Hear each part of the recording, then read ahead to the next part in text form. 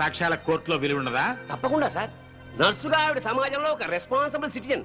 కానీ సదరు జయశ్రీ గారు నా క్లయింట్ ఆనంద్కు ప్రియురాలే. జయశ్రీ గారు, మీరు మెడికల్ కాలేజీ స్టూడెంట్ ఆనంద్ను ప్రేమించారా?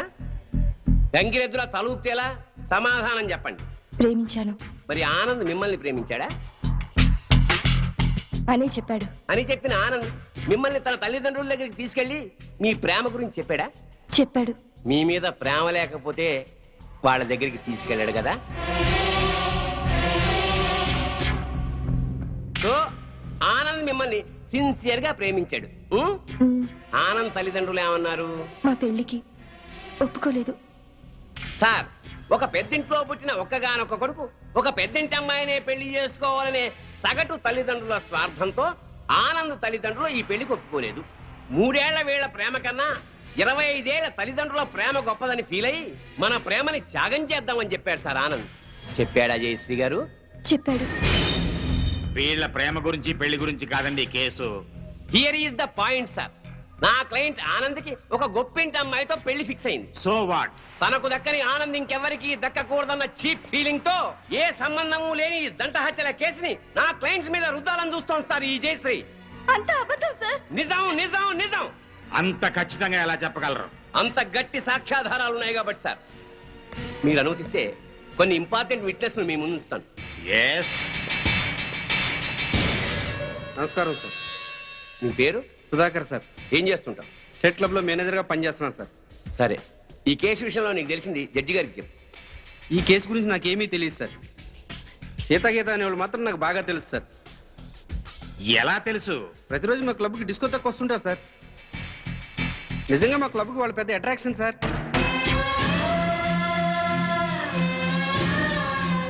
నిన్న సాయంత్రం కూడా చాలా అందంగా తయారై మా క్లబ్లో ఉన్న డిస్కోకి వచ్చారు సార్. Are you sure? వాళ్ళతో మాట్లాడాను సార్. వాళ్ళు మినీ డ్రెస్ వేసుకుని డ్యాన్స్ చేస్తుంటే ఏం అప్లై వచ్చిందో తెలుసా సార్? నిన్న సాయంత్రం కూడా క్లబ్కి వచ్చిన అమ్మాయిలు 4 రోజుల క్రితమే హత్య చేయబడ్డారని, వాళ్ళ శవాల్ని గుర్తుపట్టడానికి కూడా వీలు లేకుండా కాల్ చేశారని నా క్లయింట్స్ మీద కేసు పెట్టడం హాస్యాస్పదం sir. No no no no no. Sakshi పనిచేస్తున్న స్టేట్ క్లబ్ ఓనర్ కి ఈ కేసులో ముద్దాయికి సంబంధం ఉంది కాబట్టి మీరు చెప్పేదాన్ని అంత స్ట్రాంగ్ గా కన్సిడర్ చేయలేం. అంతకన్నా బలమైన ఆధారాలుంటే ప్రవేశపెట్టండి. మీ పేరు? పెద్దిరెడ్డి సుబ్బారెడ్డి. ఏం చేస్తుంటారు? గవర్నమెంట్ జనరల్ హాస్పిటల్లో డాక్టర్గా పనిచేస్తున్నాను. ఈ పోస్ట్ మార్టం చేసింది మీరేనా? నేనేనండి. ఆ bodies medical college student Sita గీతలవే కదా? కాదు సార్. సీతాగీతల వయసు 18 సంవత్సరాలని తెలుస్తుంది సార్. పోస్ట్ మార్టం రిపోర్టు ప్రకారం 35 ఏళ్ళు ఉంటుంది సార్. సో ఈ డెడ్ బాడీస్ వాళ్ళవి అయ్యే అవకాశమే లేదు సార్.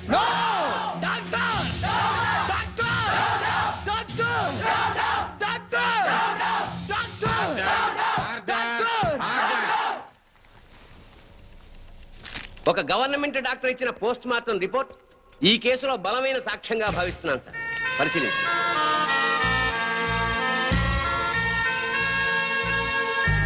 సో నా క్లయింట్ ఈ హత్యలు చేయలేదని, సీతాగీతలో హత్య చేయబడలేదని తగిన సాక్ష్యాలు కోర్టు వారికి ప్రొడ్యూస్ చేశాను. అంటే నా బిడ్డలు చచ్చిపోలేదా జడ్జి గారు? అయితే ఈ హత్యలకు వీళ్లకు ఏ సంబంధమూ లేదు సార్. వీళ్ళందరూ ఉత్తములే సార్. ఆ నరసమ్మ చెప్పింది కూడా అంత అబద్ధమేనండి. మరి మా బిడ్డలు ఎక్కడండి? చెప్పండి సార్. మీరే చెప్పండి సార్. నా బిడ్డలు హత్య చేయబడినప్పుడు మరి వాళ్ళు ఎక్కడ సార్? మా పిల్లలకి ఇతనికి సంబంధం లేనప్పుడు పుట్టినరోజు పండుగ ఎందుకు చేయాలండి? బోర్ల మీద పేర్లు ఎందుకు రాయాలండి? వేలకు వేలకు ఖర్చు ఎందుకు చేయాలి? అయినా అతనికి మా పిల్లల మీద కన్ను లేదు. మరి అలాంటప్పుడు మా పిల్లలు ఏమైపోయారండి? ఈ పిల్లల గురించి అడగాల్సింది కోర్టులో కాదమ్మా, పోలీస్ స్టేషన్ లో. జడ్జి గారు, సార్, అతను నన్ను పెళ్లి చేసుకుంటానని నమ్మించి మోసం చేశాడు.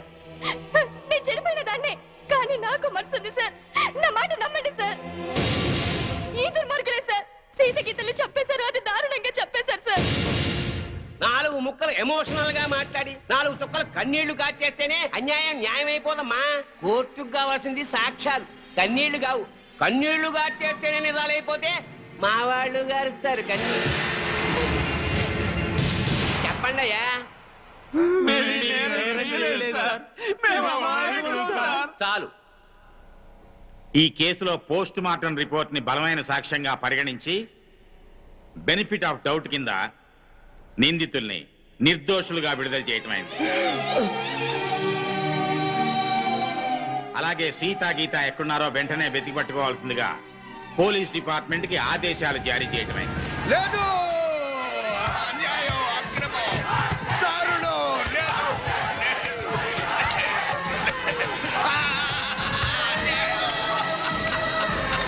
లేదు. Hello Maulali, hello Moula Ali.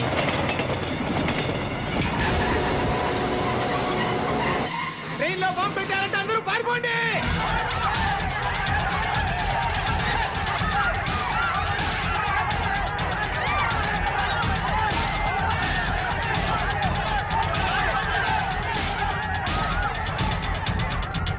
బాబు ఏమైంది? ట్రైన్లో బాంబు పెట్టారంటండి. బాంబా?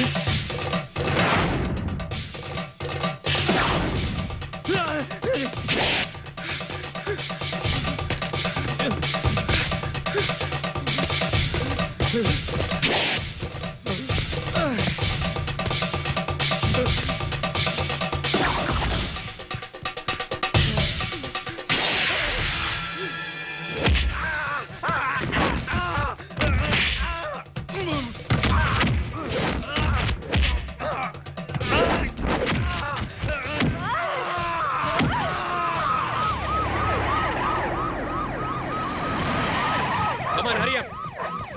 Come on, quick.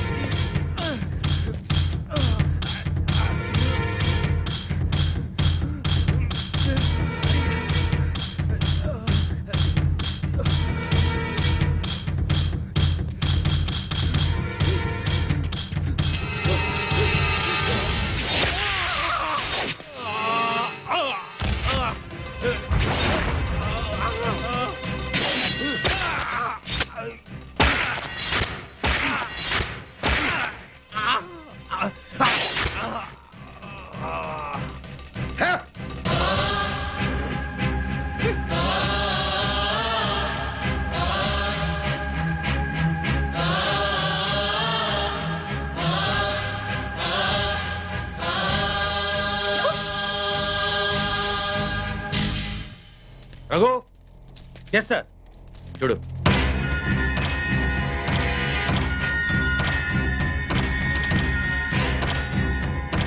Sir Anand చచ్చిపోయాడు సార్. ఏమిటి సార్ అలా చూస్తున్నారు? మర్డర్ అయిపోయాడు సార్, మర్డరు. Arrest them. ఈ హత్య చేసింది మీరేనా? మాకంత అయోమయంగా ఉంది సార్. ఇక్కడ ఎవరేం మాట్లాడుతున్నారో మాకు అర్థం కావట్లేదు. మా అంతటా మేము పోలీస్ స్టేషన్కి వెళ్ళి చూసింది చూసినట్టు సాక్ష్యం చెప్పడానికి కోర్టుకు వస్తే సాక్ష్యమా? దేని గురించి సార్? ఆనంద్ హత్య గురించి సార్. నా చెల్లెళ్ళు సీతా గీత. ఆ సీతాగీత ఉన్నారో పారిపోయారో లేచిపోయారో వాళ్ళని పట్టుకుని. ఆగండి సార్. ఆనంద్ని మా చెల్లెళ్ళు చంపటం మా కళ్ళారా మేమిద్దరం చూసాం సార్. ఆ సాక్ష్యం చెబుదామని మేమిద్దరం ఇక్కడికి వస్తే ఇదేమిటి సార్, అతి క్రూరంగా అతి దారుణంగా మేమే చంపామంటున్నారు. మీరే న్యాయం చెప్పండి సారు. అబద్ధం సార్. సీతాగీతలు చంపడం ఏమిటి? వాళ్ళు చంపే ఛాన్సే లేదు. ఎందుకు లేదు అంటే మా చెల్లెళ్ళు సీతా గీత బ్రతికి లేరా? బతుకున్నారో బదాన పడ్డారో నాకేం తెలుసు. తెలియకపోతే నోరు మూసుకోండి. Objection sir. ఒక సిన్సియర్ లాయర్ని పెట్టుకుని కోర్టులో నోరు మూసుకోమన్నా నేరం. మిస్టర్, అయ్యా మీరు గౌరవంగా మాట్లాడండి. హాయ్, మేం పల్లెటూరులో అండి. కోర్టులో ఎలా మాట్లాడాలో తెలియక కాస్త నోరు జారామండి. It's all right. అయ్యా లాయర్ గారు, ఇది కోర్టు కాబట్టి బ్రతికిపోయావు. ఇదే బయట అయితే నరికి పారేసేవాడిని. అయ్యా జడ్జి గారు, లాయర్ గారికి సారీ చెప్పానండి. చెప్పాడు సార్. ఓకే ఓకే, మీరు చూసినంత చెప్పండి. మా చెల్లెళ్ళు ఇద్దరు రైల్వే స్టేషన్ లో రైలు ఎక్కడం చూసామండి. ఆదరాబాదరాగా మేమిద్దరం వెళ్ళి రైలు ఎక్కామండి. ఊరు బయటకు వెళ్ళిన తర్వాత రైలు ఆపి ఆ అబ్బాయిని అతి దారుణంగా చంపారండి. చంపేసి పారిపోతుంటే జరిగిందేదో జరిగిపోయింది, తిరిగి రమ్మని చెప్పావు సార్. మేం రావు, చంపాల్సిన వాళ్ళందరి చంపేసి గాని మీ దగ్గరికి రావని చెప్పి వెళ్ళిపోయారండి. ఎక్కడికి వెళుతున్నారమ్మా అని మా ఆవిడ అడిగితే మా అన్న దగ్గరికి అని చెప్పారండి. అన్నా అన్న ఈ మాట విన్నారు కదా. Notice point sir. లాయర్ గారు, అన్నంటే ఈ అన్న కాదండి. మరి ఏ అన్న సార్? అడవిలో అన్న. ఆ అన్న దగ్గరే ఉంటాం. అక్కడికైతే ఎవరూ రారు. ఆ అన్నే మాకు అండ, ఆ అన్నే మాకు కొండ అని అన్నారండి. ఎవరు బాబు ఆ కొండ?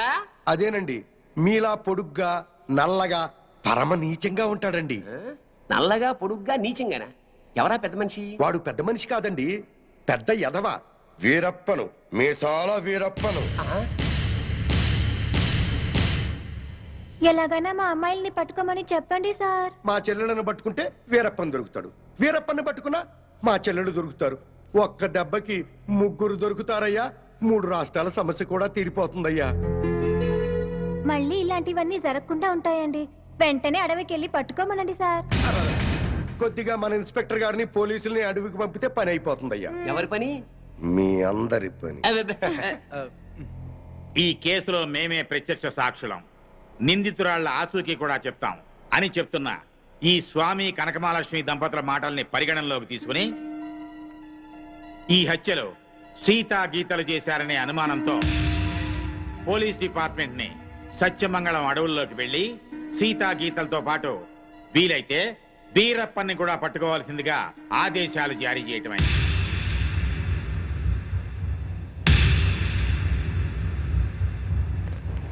ఇన్స్పెక్టర్ గారు, ఏంటయ్యా? కాస్త మంచి రోజు చూసుకుని చెప్తారా అండి? దేనికి?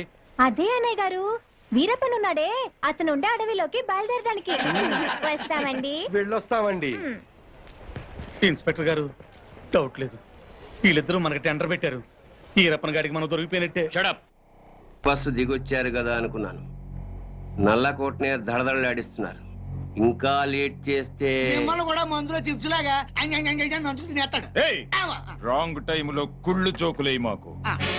ఏ టైములో ఏం చెయ్యాలో మాకు తెలుసు.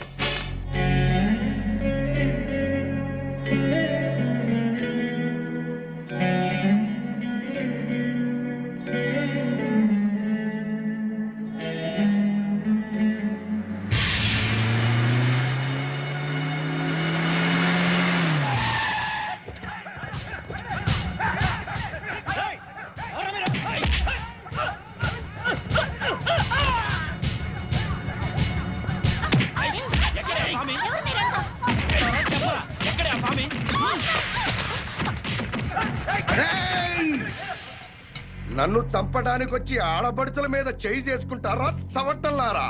మీలో మీలో మీలో కలేజా ఎవరికున్నా సరే నన్నట్టుకోండిరా.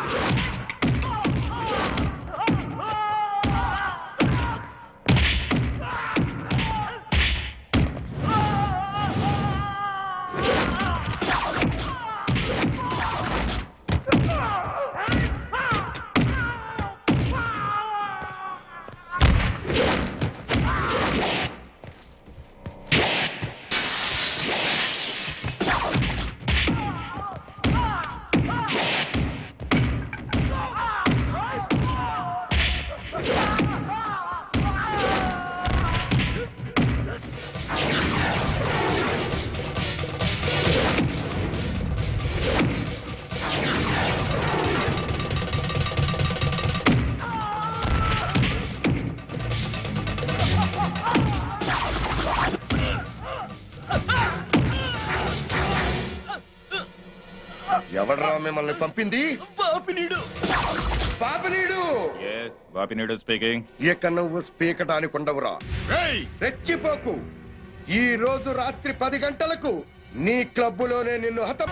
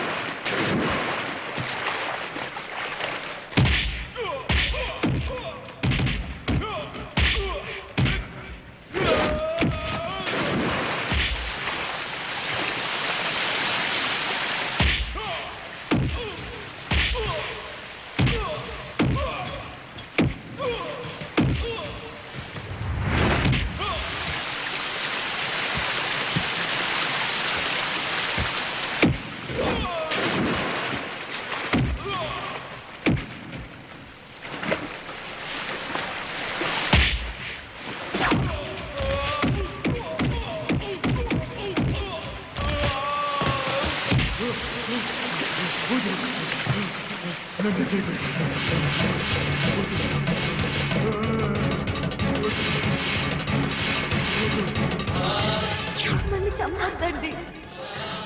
మా ఊరికి వెళ్ళిపోతాం. మా అన్నయ్య దగ్గరికి వెళ్ళిపోతాం.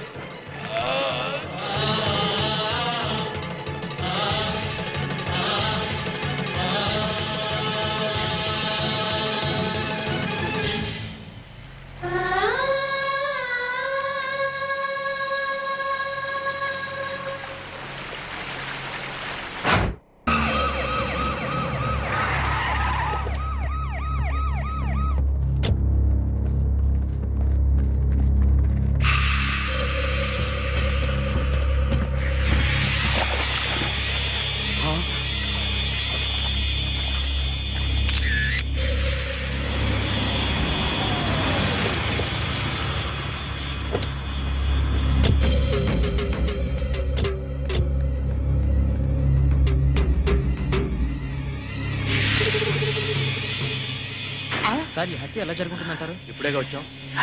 కోటేశ్వరరావు గారు మీరేం కంగారు పడకండి, మనం పోలీస్ సెక్యూరిటీ పెట్టించుకుందాం. పోలీసులు ముఖ్యమంత్రిని కాపాడడానికి నానా పాటలు పడతా ఉంటే ఇంక మిమ్మల్ని ఏం కాపాడతారండి? కరెక్ట్ గా చెప్పావురా బామ్మర్ది. నా థింకింగ్ ఎప్పుడు కరెక్ట్ గానే ఉంటుంది బావా. అందుకే ఓ 25-30 లక్షల రూపాయలు నా పేరును పెట్టేవనుకో, ఓ చిన్న ఇల్లు కొనుక్కుని చచ్చిపోయినోడు పెద్దదినన్నాడు స్టీల్ గ్లాస్ మీద పేరు రాయించుకున్నట్టు నా ఇల్లు మా బావ ధర్మం అని నీ పేరు రాయించుకుంటాను బావా. మంచి చెడు లేకుండా నోటికి ఏదొస్తుంది వాగేయటమేనా? ఆడెప్పుడు జరిగేదే చెప్తాడు. మీకేమైనా పిచ్చెక్కిందా? బాలవాక్కు బ్రహ్మవాక్కు అని బామ్మది వాక్కు బ్రహ్మవాక్కు ఏమిటండి? బామ్మర్ది, ఆ స్వామి వాడి పెళ్ళాం పోతే ₹1 కోటి రాయించు, నేను పోతే ఆస్తి మొత్తం రాయించుకోరా. అయినా నీకేం కాదులే బావా, 100 ఏళ్ళు బతుకుతావు. బావమరిది అంటే బ్రతకూరేవాడు అని అర్థం. బతకగోరేవాడు అయితే ఆస్తి ఎందుకు రాయమంటావు? నేను బతకూరినంత మాత్రం మా బావ బతుకుతాడు.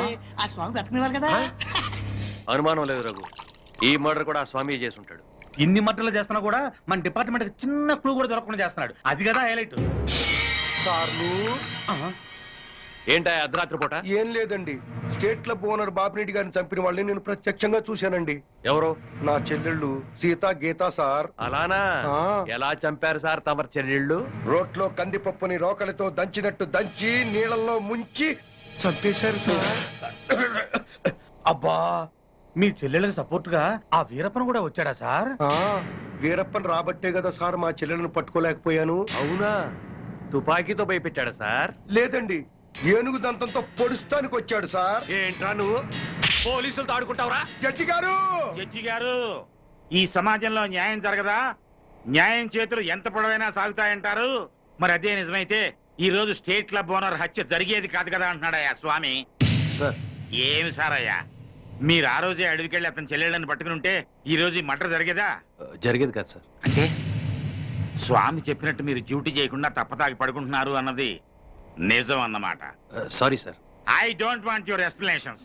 మీరు ఈ రోజే సత్యమంగళం అడవులకు బయలుదేరి వెంటనే సీతా గీతల్ని పట్టుకోండి. వీలైతే వీరప్పని కూడా. ఓకే సార్, ఈ రోజే బయలుదేరుతాం సార్. ఓకే. నీ ప్లాన్ నాకు తెలుసు స్వామి.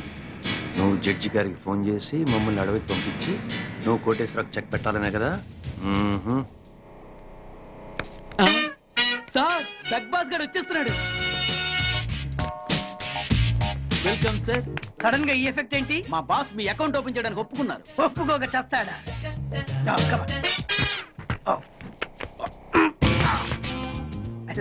Thank you.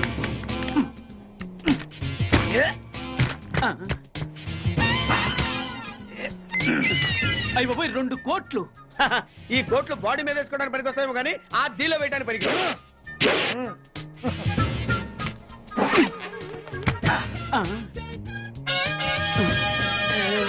అటు అటు.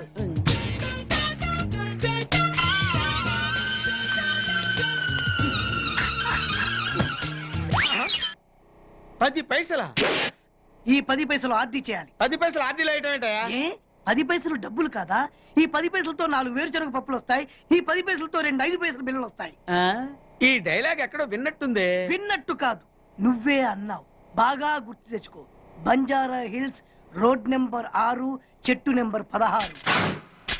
అయ్యా అయ్యా ధర్మం చేయండి అయ్యా. బాబయ్య ధర్మం చేయి బాబు. ఆగు. వెతికయ్యా, నిమ్మలకి వెతికయ్యా. కింది జేబులో చూడయ్యా. నోట్లు చూడయ్యా. అయ్యా దీంట్లో చూడయ్యా. 50 రూపాయలు. అయ్యా తీసుకో. 10 పైసలా? ఏం 10 పైసలు పైసలు కాదా? 10 పైసలు పెడితే 4 వేరుశనగ పప్పులు వస్తాయి. 10 పైసలు పెడితే 2 5 పైసలు బిళ్ళలు వస్తాయి.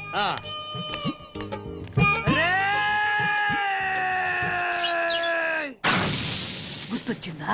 ఇది నువ్వు ఇచ్చిన 10 పైసలే. Beggars association president big boss కే 10 పైసలు ఇస్తే సామాన్య బెగ్గర్స్ కి నువ్వేమిస్తావు? అరే నా నలిజితం వాడికి ధర్మం చేయాలి. Very good. ఇలాగే కంటిన్యూ అయిపో. Thank you sir. నీకు మా అసోసియేషన్ లో మెంబర్షిప్ ఇస్తాం. హలో.